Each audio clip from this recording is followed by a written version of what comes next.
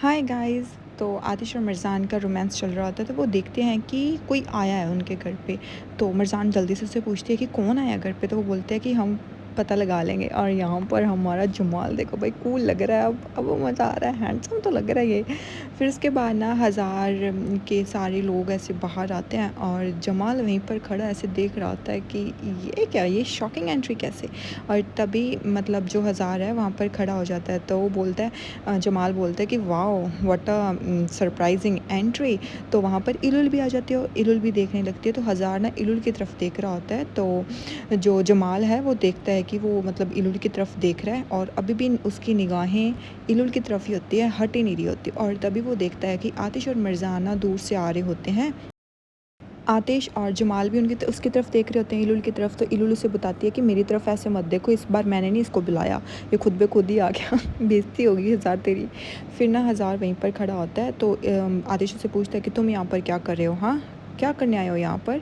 वो बोलता है कि एक्चुअली मैं तुम्हारे लिए एक सरप्राइज़ लेकर आया हूँ आतिश करहान, जो तुमने मेरे घर पे भेजा था, अब मैं उसको वापस लेकर आया हूँ। तो इलुल भी ऐसे कंफ्यूज सी हो जाती है कि मतलब सीन क्या है। तो वो मतलब अपने आदमियों को इशारा करता है। तो वो उसके आदमी ना कोई आदमी को लेकर, लाइक उसको पक्का इसने ठोका ठोका होगा, तो उस आदमी को पकड़कर वो आ रहे होते हैं। तो वो बोलता है कि इसको लेकर आए हैं। तो तभी हज़ार उसको पकड़ता है और नीचे पटक देता है वहीं पर। और हज़ार और जो आतिश है सब लोग ऐसे देखने लगते हैं और जमाल तो देखते रह जाता है कि ओ माय गॉड। तो वो बोलता है कि मैं इस कुत्ते को लेकर आया हूँ और इस कुत्ते को तुमने मेरे घर भेजा ताकि तुम मेरे बारे में पता लगा सको। सीरियसली, तुम्हें क्या लगता है कि मैं इतना ज़्यादा पागल हूँ कि मैं कुछ देख ही नहीं पाऊँगा। और जमाल ऐसे लिटरली उसकी तरफ देख रहा होता है। तो वो बोलता है कि तुम्हें पता है कि इस आदमी ने अपने लिमिट से ज़्यादा कुछ कर दिया। तो अब मैं तुम्हें ये बताना चाहता हूँ कि अब मेरे घर पे ऐसे कुत्ते भेजने बंद कर दो, वरना जो तुम्हारे साथ होगा तो फिर देख लेना। तो आतिश उसे बोलता है कि ओ, तो तुम मुझे धमकी दे रहे हो, वो भी मेरे घर पे आके। तो तुम्हें क्या लगता है कि तुम उस गेट से यहाँ तक आ सकते हो विदाउट एनीथिंग? और तुम्हें किस चीज़ का डर है? अगर तुम्हारे पास कुछ छुपाने के लिए है ही नहीं तो तुम्हें फिर डर किस चीज़ का है? हाँ, तुम्हें डर किस चीज़ का लग रहा है? तो आतिश वहीं पर खड़ा हो जाता है। तो वो बोलता है कि मेरे को इस तरीके से मत देख आतिश, और अगर तू मेरे बारे में जान गया ना तो वो बहुत ज़्यादा ख़तरनाक हो सकता है।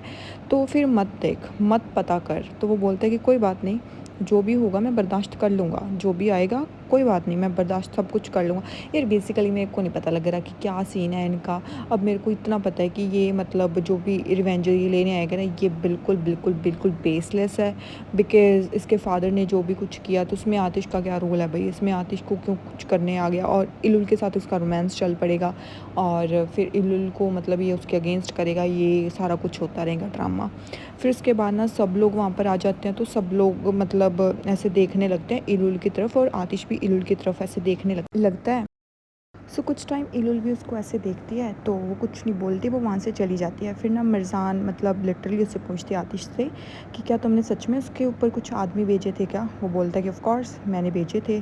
तो वो बोलती है कि सीरियसली। वो बोलता है कि वो इतना घूम रहा है हमारे आसपास, तो मुझे सीरियसली उस पर शक हुआ था। तो मिर्ज़ान उसे बोलती है कि मुझे ना तुम पर यकीन नहीं हो रहा। क्या तुम ऐसे आराम से सोच नहीं सकते कि तुम ये सब क्या कर रहे हो? तुम इस तरीके की मिस्टेक्स हमेशा क्यों कर देते हो आतिश, क्यों सबको ऐसे कर देते हो। वो बोलता है कि मिर्ज़ान, अब मैं क्या करूँ। हाँ, वो आदमी रोज़ यहाँ पर आ जाता है और उसको कुछ ना कुछ तो मतलब गड़बड़ है उसके साथ, और इतना तो मुझे पता लगाना ही होगा। मैं इतना चुप करके नहीं बैठ सकता, मुझे उस चीज़ के बारे में पता लगाना ही होगा।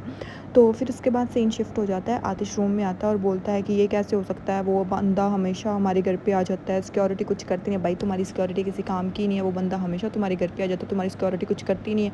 पहले नज़ीर भी आ गया था, अब ये भी आ जाता है। मतलब तुम्हें ना थोड़ी सी अपग्रेड करनी चाहिए भाई अपनी सिक्योरिटी। थोड़ा जमाल को भी थोड़ा सा इन्हेंस करो, कि जमाल को बोलो कि थोड़ा सा दीमत पर कम ध्यान दे, ऑफिस में कम ध्यान दे, थोड़ा सा सिक्योरिटी पर ज़्यादा ध्यान दे भाई। आई डोंट नो, मतलब जमाल है अच्छा, मतलब फाइटिंग वगैरह में अच्छा है, सब कुछ अच्छा है, बट सिक्योरिटी इनकी अच्छी नहीं है। तो फिर उसके बाद ना वो बोलता है कि अब मैं उस आदमी को नहीं देखना था चाहता जमाल। अब मेरे को मतलब कुछ ना कुछ तो उससे ऐसे डिफ़िकल्ट लग रहा है, उसके मतलब मामले में कुछ तो है, कुछ वो छुपा रहा है। तो जमाल उससे कहता है कि कोई प्रॉब्लम नहीं है, मैं मतलब और भी लोग लगा दूँगा हज़ार के पीछे, और हज़ार को तो मैं हैंडल कर लूँगा, और मैंने ऑलरेडी इस तरीके के आदमी बहुत हैंडल किए हैं, तो तुम फ़िक्र मत करो। और मैं अपनी सिक्योरिटी भी और ज़्यादा ऐसे बात करता हूँ, और तुमने वैसे भी मुझे इस कंपनी में डाल दिया है और कंपनी का काम संभाल रहे हो मुझसे, और इसीलिए फिर मैं यहाँ पर कम ध्यान दे पाता हूँ और तुम खुद एक्शन करने में बिज़ी रहते हो। तो फिर उसके बाद ना वो उसकी तरफ ऐसे देखता है आतिश गुस्से से वो बोलता है कि सॉरी सॉरी मैंने तुम्हें ऑफेंड कर दिया क्या।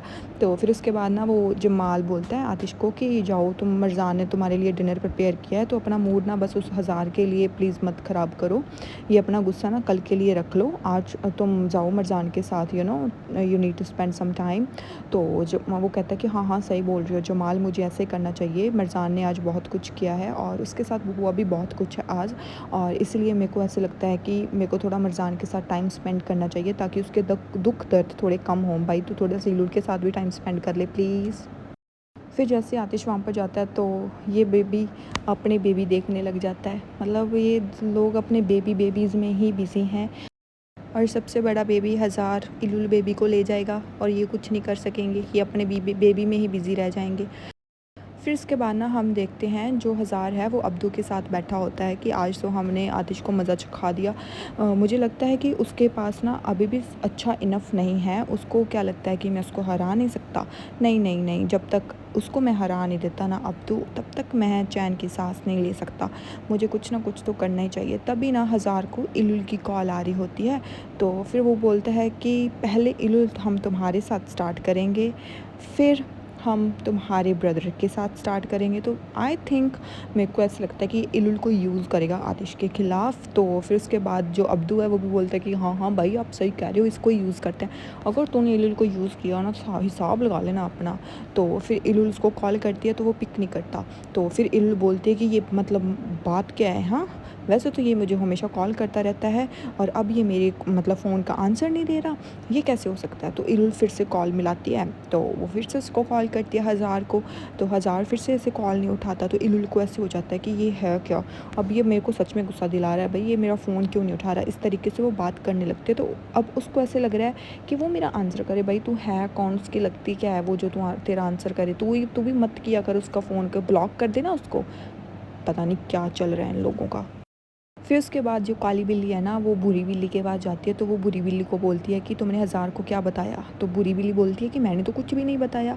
तो काली बिल्ली कहती है कि नहीं नहीं, तुमने उसको बताया है कि मैंने ऐसे ऐसे घर को जला दिया था, सब कुछ तुमने उसको बताया, उसको कैसे पता चला। तो वो बोलती है कि मैं इतना पागल नहीं हूँ कि तुम्हारे बारे में हज़ार को कुछ बताऊँगी, तुम्हारे साथ तो मैं भी फंस जाऊँगी ना, तो मैं उसको क्यों बताऊँगी कुछ भी।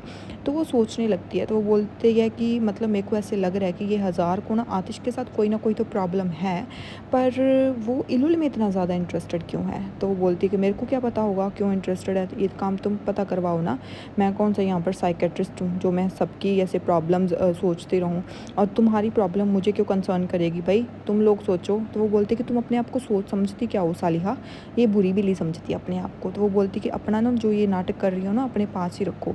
तो सालिहा बोलती है कि तुम भी अपने पास ही रखो, अगर तुमने मेरे साथ कुछ भी करने की कोशिश की ना तो काली बिल्ली मैं तुझे ऐसा फंसाऊंगी कि तू खुद सोचना मतलब छोड़ देगी कि तुम्हारे साथ हुआ कैसे।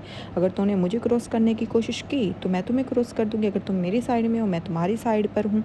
और ये चीज़ हमेशा याद रखना कि जैसे तुम मेरे साथ करोगी वैसे मैं तुम्हारे साथ करूँगी। तो काली बिल्ली अभी फ़िलहाल ना मतलब बुरी बिल्ली से डर रही है भाई, ये तो मेरे को पता चल गया है। तो अभी यहाँ पर ये एपिसोड एंड हो जाता है, नेक्स्ट एपिसोड थोड़ी देर बाद, बाय।